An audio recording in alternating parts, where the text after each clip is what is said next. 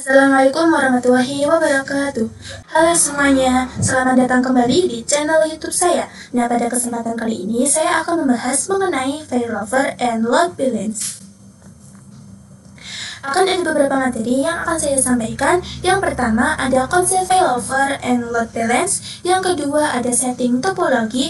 Yang ketiga ada add default root pada router customer. Yang keempat ada konfigurasi failover. Yang kelima ada check gateway pada failover. Yang keenam ada konfigurasi load balance ACMP. Yang ketujuh ada trace root. Yang kedelapan ada kasus beberapa bandwidth pada ISP. Yang kesembilan ada konfigurasi load balance root rules. Yang kesepuluh ada konfigurasi load balance firewall manager. Oke teman-teman, langsung saja kita menuju materi yang pertama, yaitu konsep failover and load balance. Konsep dari failover dan load balance itu sama-sama metode yang digunakan ketika kita memiliki dua jalur ke internet ya teman-teman. Jadi misal kita gambarkan di topologi ini, di sini terdapat satu router yang memiliki dua jalur ke internet. Yang pertama ke ISP1 dan yang kedua ke ISP2. Artinya, dari semua klien ini yang terhubung ke router kita, maka dua jalur ke internet bisa menggunakan ISP1, bisa juga menggunakan ISP2. Jika kita sudah memiliki dua internet, maka kita bisa menggunakan failover dan juga load balance. Nah, failover itu gambarannya ada satu ISP yang aktif dan satunya tidak aktif. Itu menjadi backup. Nah, nanti dari semua klien akan dilewatkan pada satu ISP saja. Jika ISP yang pertama ini down, maka ISP kedua ini akan aktif sebagai backupnya. Sedangkan load balance nantinya kedua ISP tersebut akan aktif. Gambarannya, misal untuk kasus load balance ini bisa kita terapkan, misal beberapa VPC ini ingin akses ke internet menggunakan ISP1. Dan beberapa VPC ini ingin akses internet menggunakan ISP2.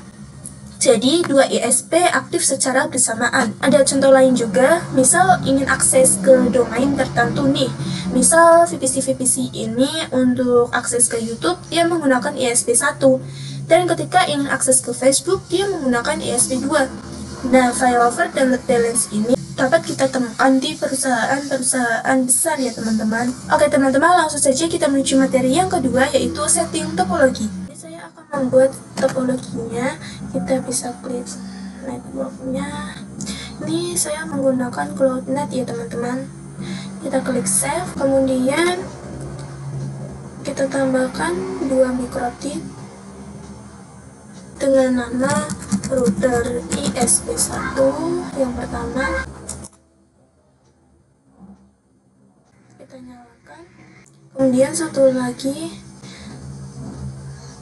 dengan nama router ISP2.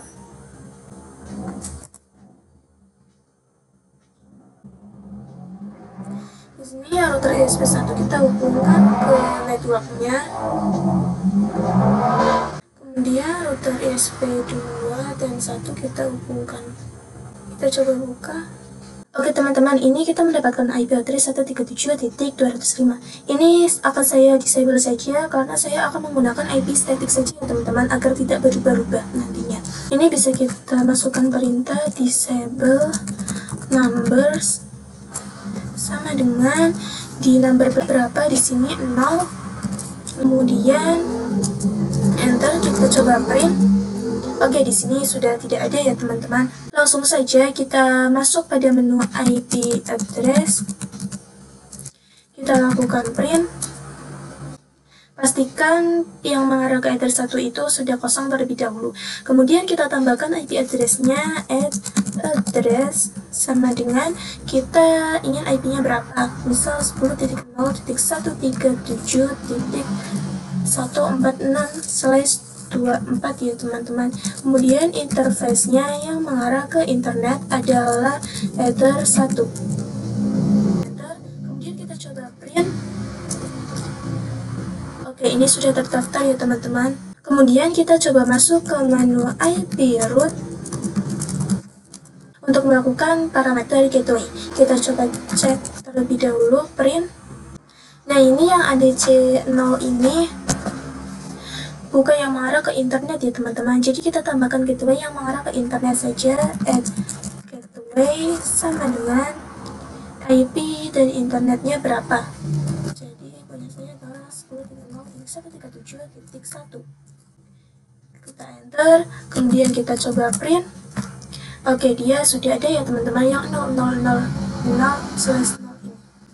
Lalu kita masuk pada bagian IP DNS agar nanti mikrotiknya bisa internetan baik menggunakan IP maupun domain. Kita bisa coba set servers sama dengan kita masukkan salah satu IP Google-nya yaitu 8.8.8.8. Kita coba print. Oke, dia sudah ada ya teman-teman, sudah berhasil. Kita coba lakukan koneksi internet yang 8.8.8.8. Oke, berhasil. Kita coba pin domainnya google.com. Oke, berhasil juga. Kita koneksikan di sini terlebih dahulu. Kita bisa koneksikan di Winbox-nya ya teman-teman. IP-nya 137.146, kita connect. Oke, berhasil. Kita coba ganti hostname-nya ya teman-teman ke sistem identity. Kita ganti menjadi router ISP1. Kita apply, kemudian OK. Kita coba login dulu di sini.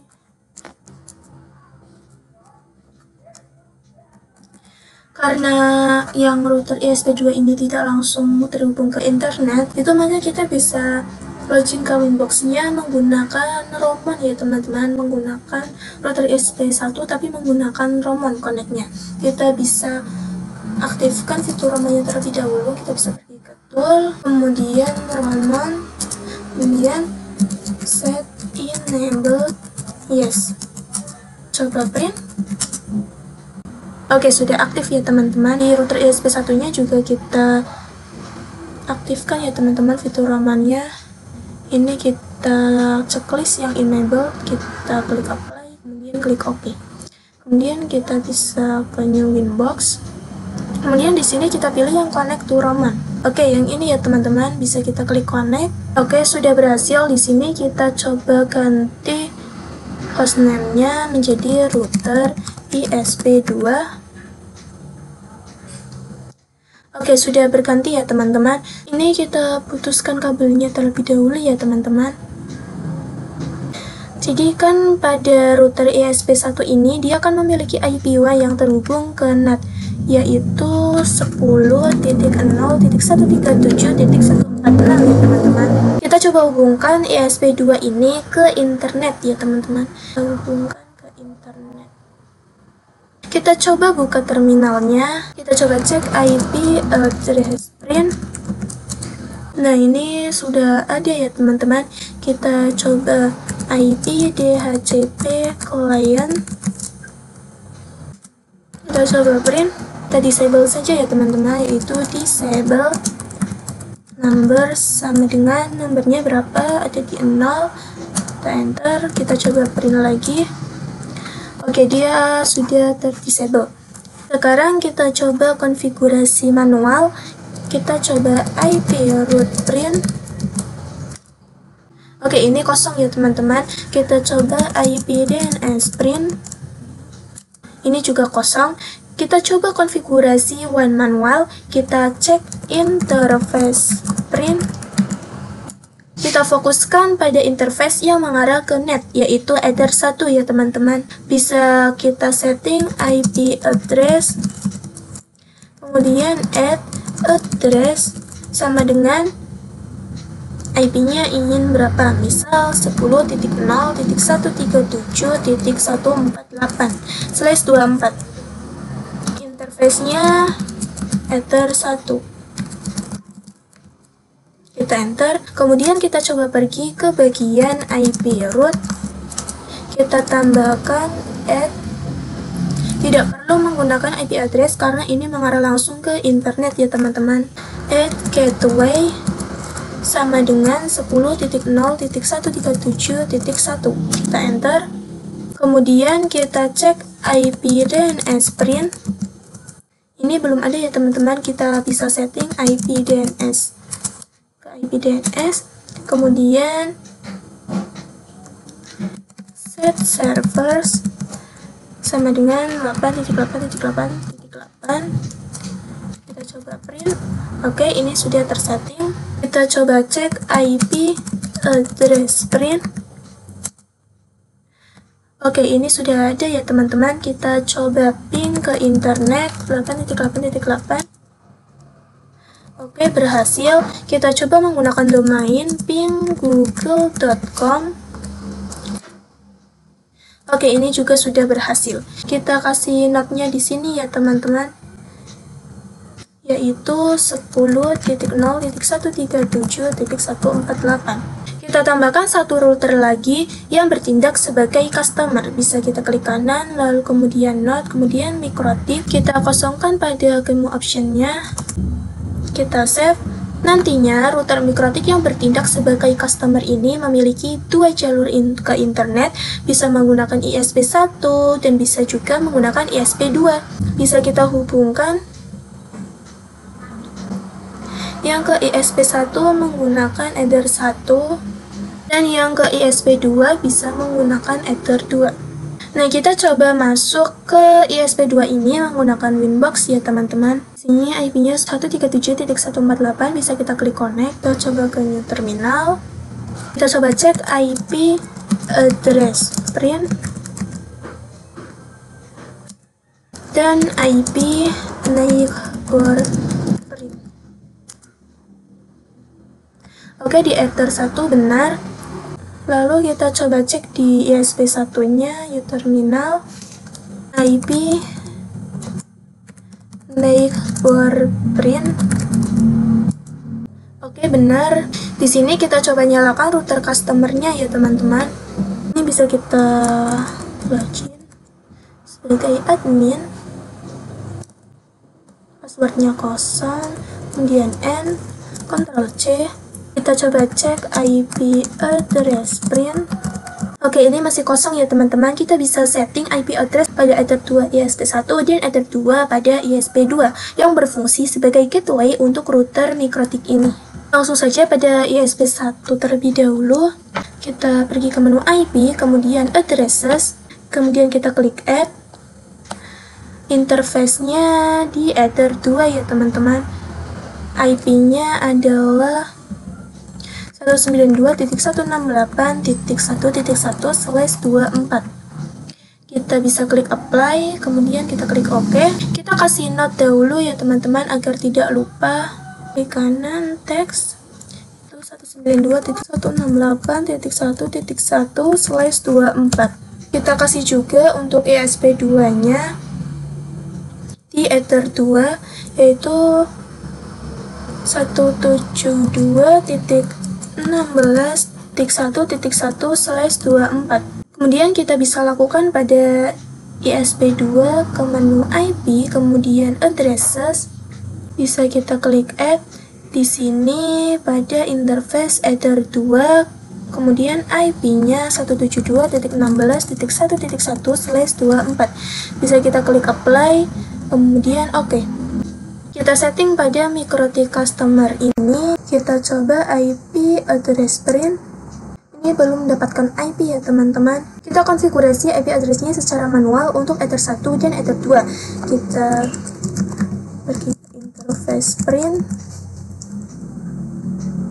Ini ada 4 Ethernet ya teman-teman. Kita coba IP neighbor print. Nah, ini ada Ether 1 dan Ether 2. Kita cek IP address print. Ini masih kosong. IP address. Kita tambahkan yang Ether 1 dan Ether 2. Address sama dengan, karena yang di ISP1 gateway-nya 1.1, kita coba masukkan octet yang sama 192.168.1.2/24. Interface-nya adalah Ether 1 ya teman-teman. Enter, kemudian add address sama dengan yang ke ISP2 yaitu 172.16.1.2/24. Untuk interface-nya menggunakan Ether 2. Kita enter. Kemudian kita coba cek print. Oke, dia sudah berhasil ya teman-teman. Sudah ada IP address yang mengarah ke ISP1 dan ISP2. Coba ping gateway-nya ISP1, yaitu ping 192.168.1.1. Oke, berhasil ya teman-teman. Kita coba ping gateway-nya ISP2, ping 172.16.1.1. Oke, berhasil juga. Oke teman-teman, langsung saja kita menuju materi yang ketiga, yaitu add default route pada router customer. Pastikan ini bisa ping ke internet ya teman-teman. Ping 8.8.8. Oke, berhasil. Ini juga kita coba ping 8.8.8.8. Oke, berhasil. Selanjutnya kita pastikan MikroTik customer ini bisa internetan menggunakan 2 jalur. Maka kita tambahkan default route-nya. Kita aktifkan roamnya karena kita ingin menggunakan Winbox ya teman-teman. Kita aktifkan tool, kemudian roam, kemudian set enable yes. Kemudian kita coba print. Oke, sudah aktif ya teman-teman. Kita coba masuk via ISP1 more new Winbox 146. Kita connect to roam. Dia yang ini ya teman-teman, yang hostname-nya masih MikroTik. Kita connect. Oke, berhasil. Kita ke new terminal. Kita coba ping ke gateway-nya ISP1, yaitu ping 192.168.1.1. Kita enter. Oke, berhasil. Kemudian kita coba ping ke gateway-nya ISP2, ping 172.16.1.1. Oke, berhasil. Kita cek IP route print. Ini yang 00 default route-nya belum ada ya teman-teman. Kita coba setting ke menu IP, kemudian routes. Kemudian kita klik add. Di sini DST address-nya saya biarkan default saja. Kemudian gateway-nya untuk yang ISP1 terlebih dahulu, yaitu 192.168.1.1. Bisa kita klik apply. Kemudian oke. Ini informasinya sudah AS active static ya teman-teman. Kita klik add lagi.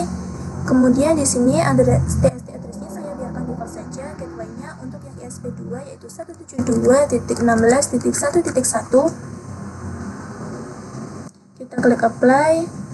Kemudian klik OK. Ini informasinya masih S ya teman-teman. Ini jika ingin aktif pada ISP1-nya bisa kita disable. Nah, ini sudah aktif. Jadi, ini konsep dari failover. Ini terserah kalian mau aktif yang mana. Saya aktifkan yang menggunakan ISP1 saja ya teman-teman. Yang ISP2 kita disable. Dan yang ISP1 saya enable tadi. Kita coba cek IP DNS print. Oke, ini belum terisikan. Kita isi IP DNS set servers sama dengan 8.8.8.8.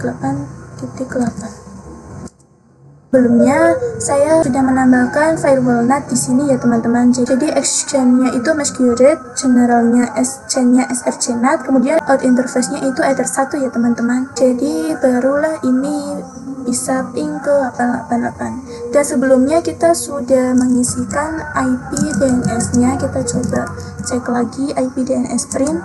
Oke, dia sudah terisi. Kita coba ping google.com.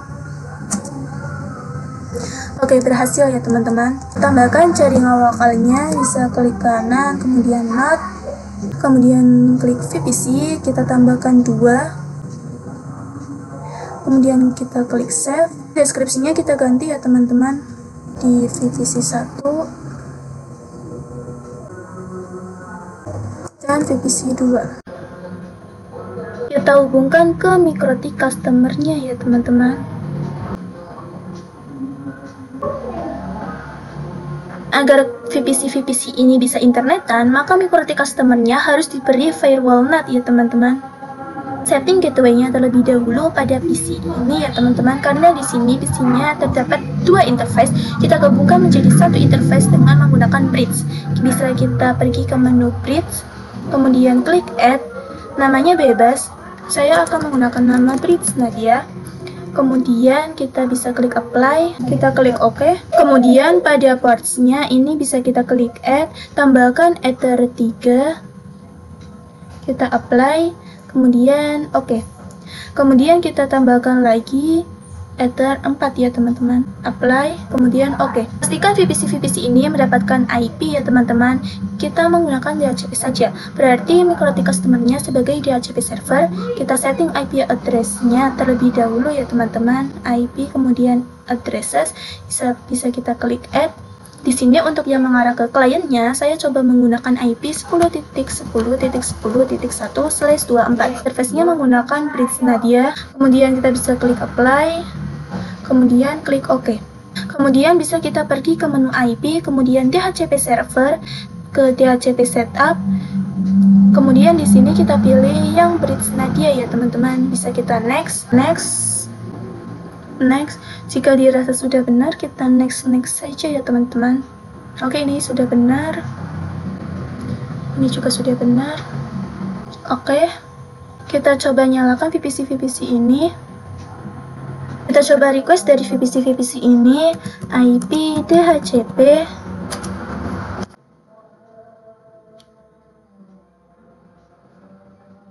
Oke, dia mendapatkan IP 10.254. Kita coba request juga pada VPC 2-nya ya teman-teman. IP DHCP.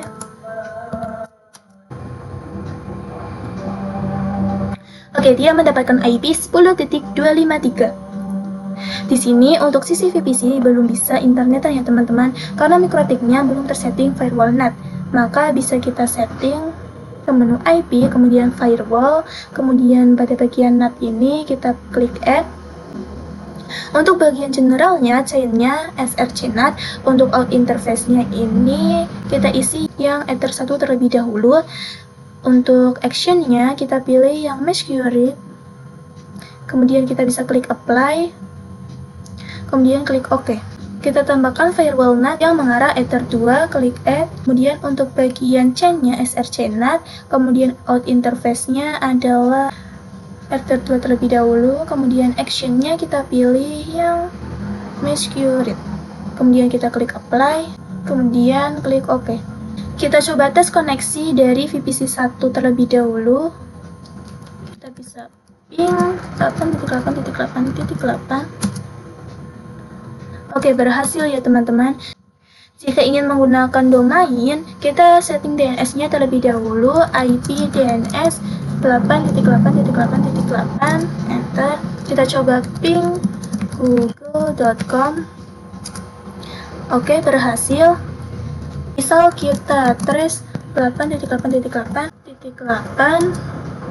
Di sini VPC 1 jika ingin internetan melewati 10.1 ya teman-teman, yaitu gateway MikroTik customer. Kemudian dia pergi pada 192.168.1.1 yaitu gateway router ISP1. Kemudian dia baru pergi ke internet ya teman-teman. Kita coba koneksikan dari VPC 2 ping 8.8.8. Oke, berhasil. Jika ingin menggunakan domain, kita setting DNS-nya terlebih dahulu, IP DNS 8.8.8.8. Kemudian kita coba ping domainnya, ping google.com. Oke, berhasil. Sebenarnya ini kita sudah mengkonfigurasi failover, yaitu satu aktif dan satu backup ya teman-teman. Di sini misal kita lihat IP, kemudian roots. Di sini ada satu aktif dan satu backup ya teman-teman. Oke teman-teman, langsung saja kita menuju materi yang keempat, yaitu konfigurasi failover. Di mana ketika kita memiliki satu router yang bertindak sebagai customer, kemudian router tersebut memiliki dua jalur ke internet, yaitu ISP1 dan ISP2. Failover mendeskripsikan hanya satu link atau satu jalur yang digunakan. Berarti failover bisa menggunakan ISP1 atau ISP2. Jika dia menggunakan ISP1, maka jalur yang ke ISP2 ini akan menjadi backup, sehingga saat ISP1 ini down, maka ISP2 menjadi backupannya. Begitupun sebaliknya. Kita lihat pada Winbox sisi mikrotiknya ini, di mana sudah saya bahas sebelumnya terkait failover. Di sini berhasil menambahkan 2 default root dan yang aktif adalah ISP1 ya teman-teman. Kita coba aktifkan yang mengarah ke ISP2. Walaupun diaktifkan, dia tetap tidak aktif ya teman-teman. Yang aktif digunakan hanya ISP1.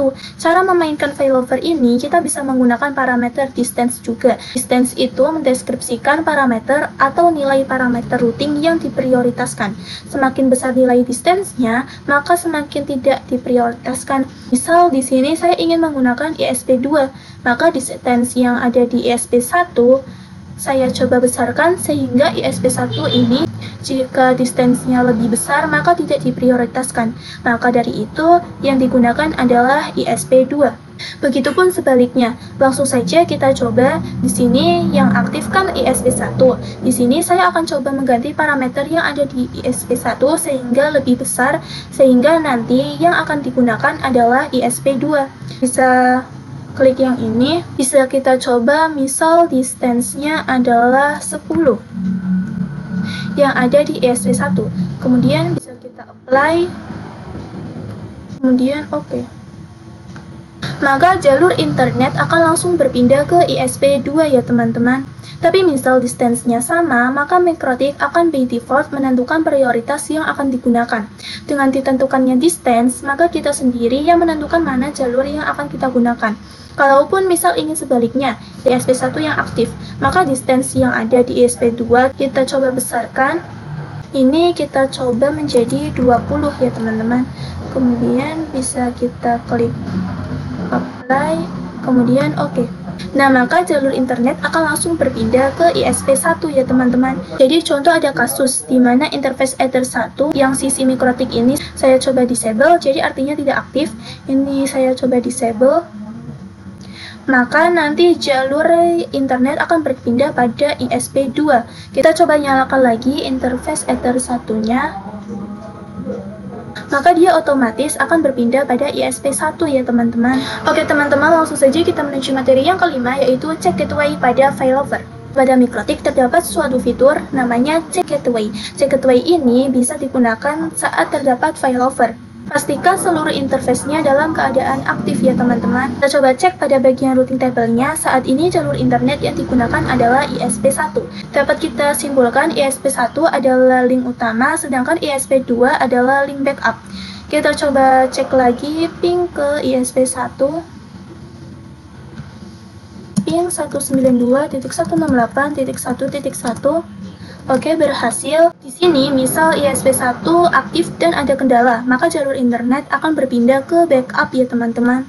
Di sini, misal ada suatu kasus, bagaimana apabila IP yang terdapat pada ISP1 ini yang sebagai gateway-nya mikrotik ini dalam keadaan terdisable?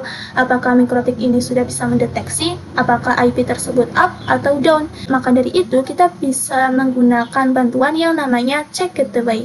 Artinya, kalau misal kita tanamkan check gateway pada sisi customer dengan memilih link utama, maka nantinya router mikrotik ini akan selalu check gateway yang ada di link utama ini. Kalau misal dia terdisable, maka jalur ISP akan berpindah pada jalur yang kedua. Jadi mikrotik sisi customer ini akan senantiasa mengecek IP gateway-nya dalam status up atau down.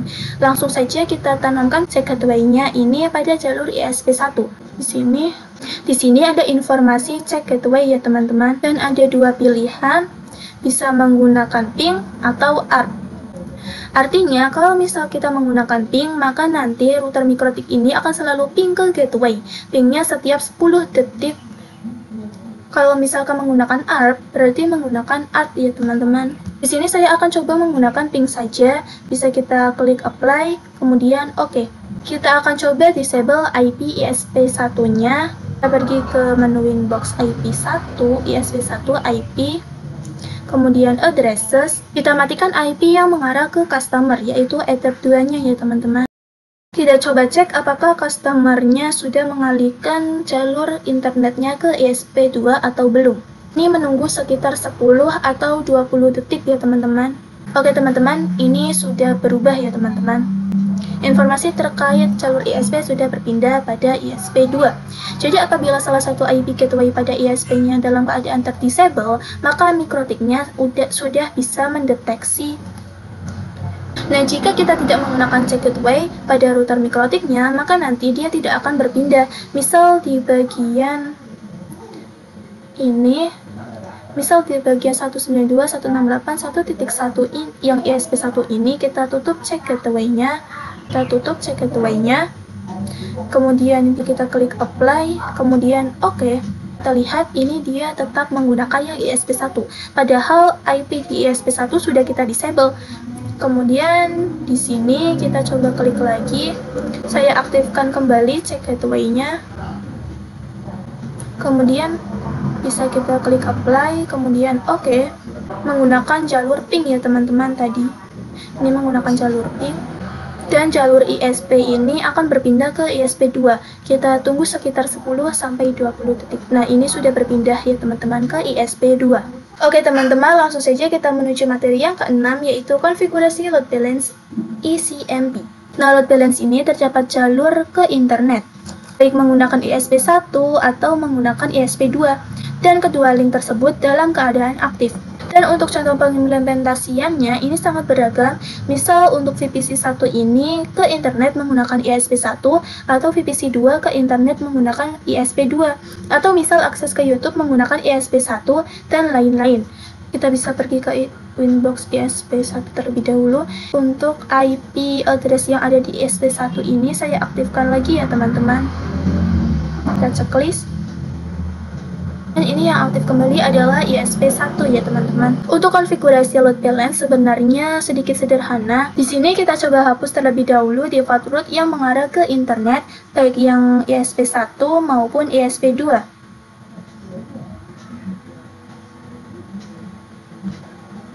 Nah, untuk konfigurasi load balance kita bisa masuk pada routing table IP routes ya teman-teman, yang ini. Kita bisa klik add. Biarkan DST address-nya mengarah ke 000/20. Ini berarti default route internet.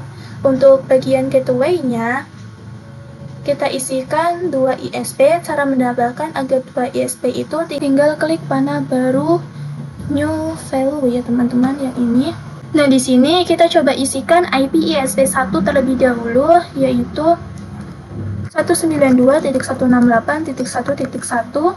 Kemudian satunya kita isikan IP ISP2 yaitu 172.16.1.1. Kemudian check gateway-nya biarkan kosong, distance-nya biarkan kosong. Kemudian bisa kita klik apply. Kemudian kita klik OK. Sudah terdapat informasi AS ya teman-teman, bahwa kita ke internet bisa menggunakan ISP1 atau ISP2. Coba lihat di terminal IP root print, dan ini sudah ada informasi kalau ke internet bisa menggunakan ISP1 atau ISP2. Sekarang kita lakukan uji coba di VPC yang ada ya teman-teman. Kira-kira VPC ini kalau ke internet dia menggunakan yang mana? Maka dari itu istilah konfigurasi load balance sederhana ini disebut konfigurasi load balance ECMP. Kita cek terlebih dahulu untuk VPC satunya, karena di Mikrotik sudah ada DHCP servernya ya teman-teman. Maka langsung saja kita request IP-nya, IP DHCP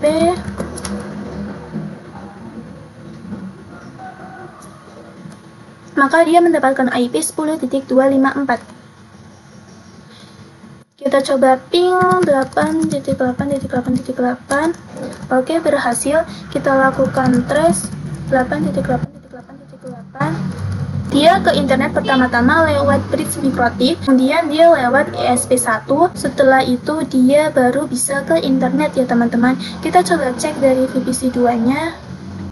Kita coba request IP DHCP.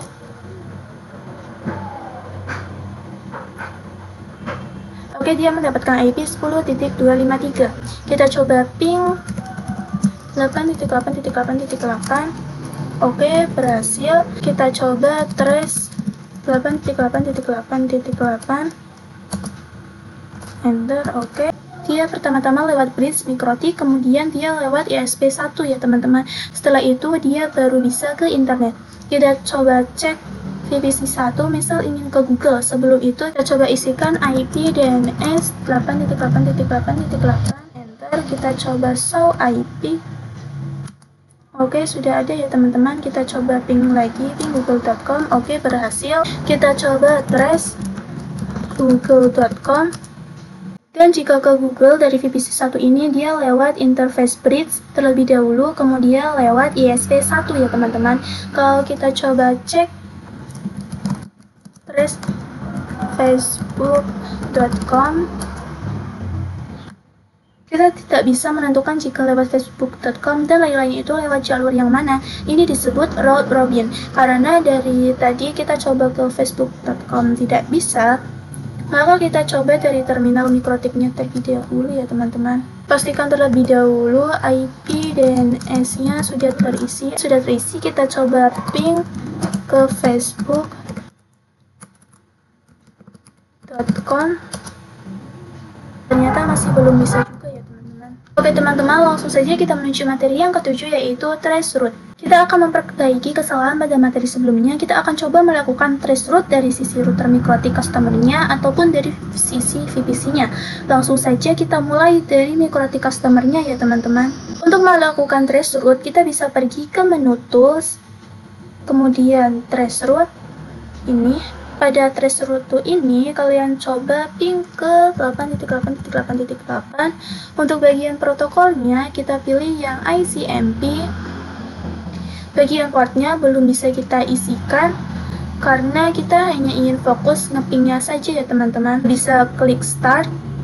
Bisa kita lihat di sini bahwasanya kalau dari router mikrotik dia ingin ping atau ingin akses ke internet, dia menggunakan ISP2 ya teman-teman. Bisa dilihat di sini. Contoh lainnya, misal kita ingin ke facebook.com, berarti kita harus tahu IP dari facebook.com. Kita coba ke command prompt. Di sini kita coba gunakan command prompt. Kita gunakan ns lookup facebook.com. Nah, ini adalah IP-nya ya teman-teman. Oke, yang tadi kita stop terlebih dahulu. Kita isikan di sini adalah 31.13 IP dari Facebooknya ya teman-teman, .95.35. Kemudian protokolnya adalah ICMP. Kemudian kita bisa start. Oke, bisa kita lihat bahwasanya dari router mikrotik ini ingin ke Facebook, dia menggunakan ISP2, yaitu 172.16.1.1. Kita coba lakukan trace pada sisi VPC-nya. Kita coba ping ke Facebook, yaitu 31.13.95.35. Kita enter. Oke, berhasil. Kita coba trace ke Facebook ya teman-teman. Trace 31.13.95.35. Kita enter.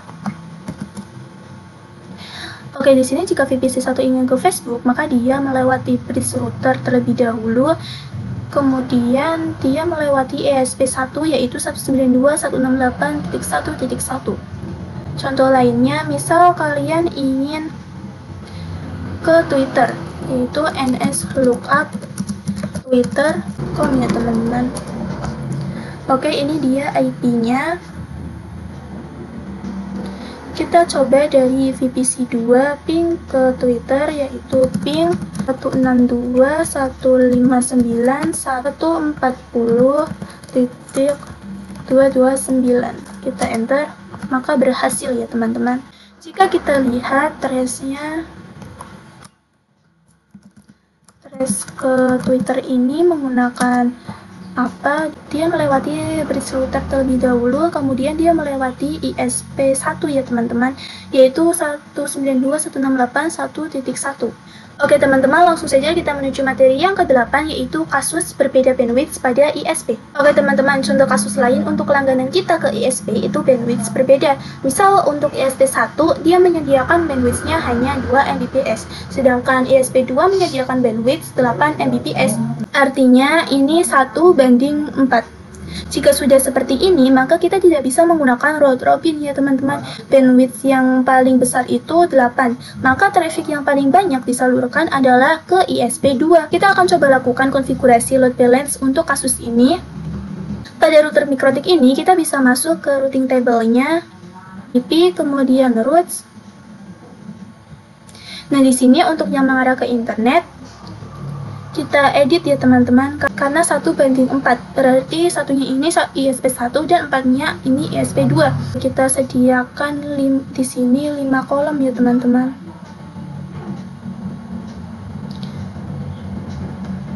Satu lagi.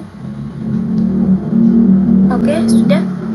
Nah, untuk yang pertama ini kita isikan IP dari ISP1 sudah benar 192.168.1.1. Kemudian 4 sisa kolom ini kita isikan dengan IP ISP2. Berarti ini sudah benar yang kedua. Yang ketiga 172.116.1.1, kemudian 172.16.1.1, kemudian 172.16.1.1. Kemudian bisa kita klik apply, kemudian oke. Jika kita lihat lebih detailnya di bagian terminal, IP, root print, ini sudah ada ya teman-teman. Untuk yang satu ini yang ISP1 dan 4-nya ini ISP2. Kalau ingin lebih detail lagi, juga bisa IP, root print, detail, seperti ini ya teman-teman. Jadi untuk satunya ini untuk ISP1 dan untuk 4-nya ini ISP2. Jadi pastinya akses internet akan lebih banyak digunakan pada ISP2. Nah, pada bagian router ISP2 ini kita kasih firewall NAT-nya ya teman-teman. Saya lupa, chain-nya SRC NAT atau interface-nya Ether 1, kemudian action-nya adalah security. Kita apply, kemudian oke. Kemudian kita coba lagi ping 8888. Oke, sudah berhasil. Coba lakukan traceroute. Kita ke tools, kemudian traceroute. Ini 8.8.8. Kemudian protokolnya ICMP. Kita coba start. Oke teman-teman, dia ini sudah menggunakan ISP2 yaitu 172.16.1.1. Kita coba definisikannya lebih berat, misal ke YouTube ya teman-teman. Coba di sini ns lookup youtube.com. Ini IP-nya banyak, kita ambil salah satu saja. Ini kita stop terlebih dahulu. Kemudian kita masukkan IP-nya yaitu 74.125.130.93. Saya coba yang paling bawah. Kemudian protokolnya adalah ICMP. Kita coba start. Oke teman-teman, di sini dia menggunakan ISP2 ya teman-teman. Kita coba lakukan traceroute menggunakan VPC. Kita coba ping ke IP YouTube-nya yaitu 74.125.130.93. Oke, berhasil. Kemudian kita coba trace ke YouTube-nya. Oke, dia sudah menggunakan 172.16.1.1 ya teman-teman. Jadi dia melewati bridge router terlebih dahulu, kemudian dia melewati ISP2 yaitu 172.16.1.1. Oke teman-teman, langsung saja kita menuju materi yang ke-9 yaitu konfigurasi load balance root rules. Kita akan coba konfigurasi load balance root rules. Root rules ini akan bekerja dengan sistem SRC address. Kita bisa mendefinisikan misal untuk VPC 1 ketika ingin internetan dia harus menggunakan ISP1. Dan VPC 2 ketika ingin internetan dia harus menggunakan ISP2. Nah, ini bisa menggunakan metode root rules ya teman-teman. Kita akan melihat kalau misal kata kuncinya adalah SRC address, berarti VPC-VPC-nya ini harus memiliki IP yang static.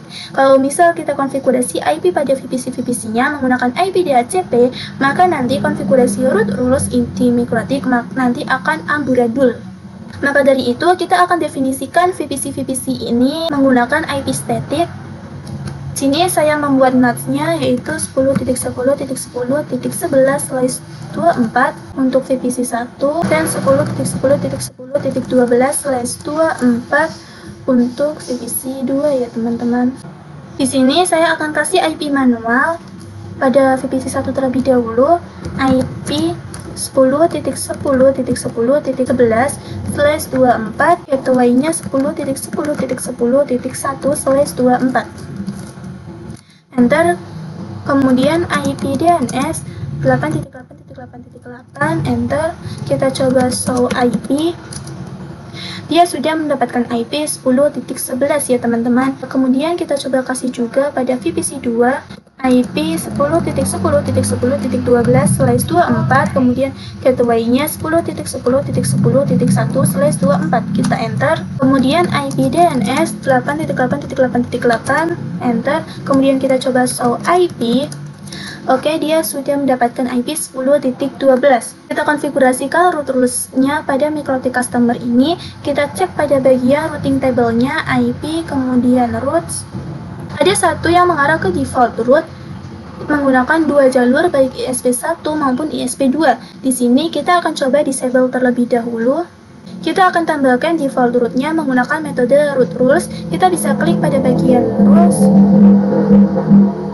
kemudian add. Di sini ada informasi terkait SRC address ya teman-teman. Di sini kita masukkan satu persatu terlebih dahulu. Misal untuk rules pertama saya definisikan untuk VPC 1, kita masukkan IP-nya VPC 1 yaitu 10.10.10.11. Kemudian untuk bagian tabelnya di sini kita isi mandiri, misal VPC 1 ya teman-teman.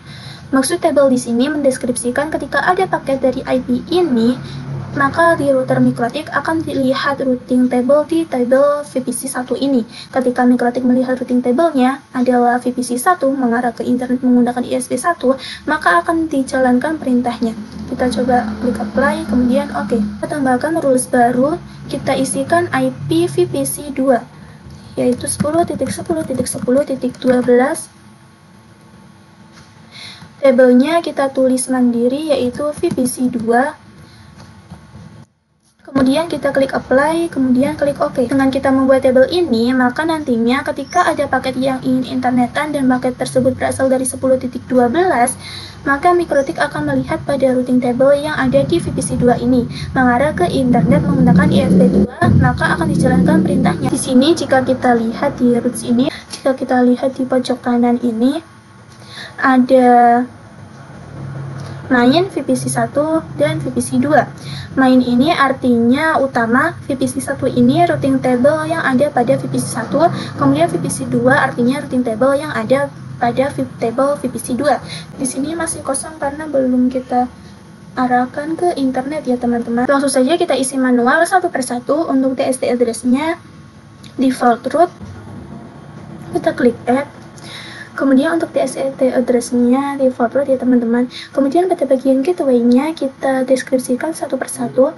Untuk VPC 1 jika ingin internetan maka melalui ISP1, maka kita masukkan IP dari ISP1-nya yang mengarah ke MikroTik customer-nya yaitu Ether 2 192.168.1.1. Untuk bagian routing mark-nya kita pilih yang VPC 1.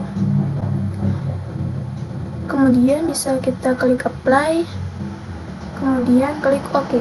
Ini untuk yang pertama sudah langsung aktif ya teman-teman. Kemudian kita tambahkan untuk yang VPC 2 TST address-nya default route, kemudian gateway-nya karena VPC 2 ya jika ingin internetan maka melalui ISP2, maka kita masukkan IP dari sisi ISP2-nya yang mengarah ke MikroTik customer-nya yaitu Ether 2 172.16.1.1. Kemudian routing mark-nya kita pilih yang VPC 2.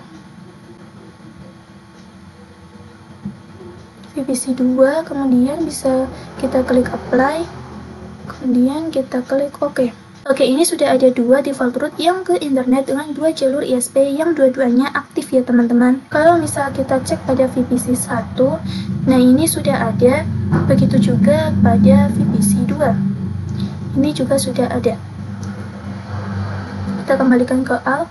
Kita coba lakukan pengujian pada VPC 1 terlebih dahulu. Kita coba ping ke internet. Di ping 8.8. Oke, berhasil. Kemudian kita coba trace 8.8.8.8. Oke, dia di sini sudah berjalan. Jadi VPC 1 kalau mau ke internet dia lewat interface bridge kemudian lewat ke ISP1 ya teman-teman. Kemudian kita coba pada VPC 2. Kita coba ping 8.8.8.8. Oke, berhasil. Kita coba lakukan trace 8.8.8.8. Oke, maka dia sudah berjalan. Jadi VPC 2 kalau mau ke internet dia lewat interface bridge, kemudian lewat ESP2 ya teman-teman. Oke teman-teman, langsung saja kita menuju materi yang terakhir, yaitu konfigurasi load balance firewall manager. Nah, load balance manager atau biasa disebut dengan firewall manager, load balance manager ini lebih keren dari load balance lainnya. Karena di sini kita bisa mendefinisikan paket berdasarkan protokolnya. Jadi misal kalian ingin memanajemen domain bandwidth, nah ini bisa menggunakan load balance manager. Contoh implementasinya, misal VPC 1 ingin akses internet, maka dia harus menggunakan ESP1. Begitupun VPC 2. Ini kasusnya seperti root rules, bisa kita lakukan juga firewall manager, atau ada kasus lainnya, misal kalian ingin akses domain tertentu lainnya harus menggunakan ESP2. Atau lebih spesifik lagi, misal jika HTTPS lewatnya harus ESP1, sedangkan HTTP hanya boleh lewat ESP2. Bisa kita buka router MikroTik-nya di sini. Konfigurasi load balance sebelumnya yaitu root rules bisa kita hapus terlebih dahulu di sini ya teman-teman, agar tidak mengganggu nantinya. Yang ini juga bisa kita hapus.